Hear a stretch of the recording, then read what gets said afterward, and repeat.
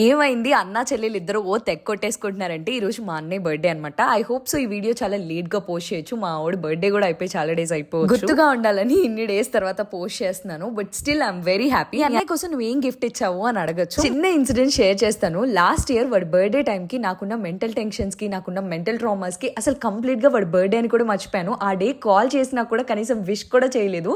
అంత busy schedules లో ఉండిపోతుండే. 3 to 4 days తర్వాత నాకు సడన్ గా గుర్తొచ్చింది. ఇదే మనసులో పెట్టుకుని మా అన్నయ్య కనీసం నా బర్త్డేకి విష్ కూడా చేయలేదన్నమాట. బట్ టిట్ ఫర్ టాట్ అంటారు కదా, అలానే ఇచ్చాడు. But this time I did not miss his birthday. Expected గా వాడే ఆ రోజు నా దగ్గర ఉన్నాడు, కానీ ఆ రోజు కూడా బర్త్డే అని కనీసం నాకు గుర్తులేదు. సడన్ గా రిమెంబర్ అయ్యాను, అయ్యో అని. అంతే ఫ్రెండ్స్ అందరూ వస్తున్నారు అనగానే వాడి కోసం ఏదో ఒకటి చేయాలని కునాఫా చేస్తుండే. This is my love language. నా కోసం మనుషులు పెద్ద పెద్దవి తీసుకురావాలని నేను అనుకోను. నా కోసం చిన్నగా ఏం ఎఫర్ట్స్ పెట్టారనే ఆలోచిస్తాను. అదే మా అన్నకు కూడా నేను ఎఫర్ట్స్ పెట్టి వాడి కోసం చేశాను అనమాట. కేక్ ఏంటక్క అంత బుడ్డిగా ఉంది, ఎవరికి సరిపోతుంది అంటారు. ఎవరం తింటాం చెప్పండి, అందరం డైట్లు అంటాము. ఆల్రెడీ నేను ఇంట్లో వాడి కోసం కునాఫా చేసిన తర్వాత కేక్ తినడానికి పొట్టలో ప్లేస్ సరిపోదని చిన్న కేక్ తీసుకొచ్చాం.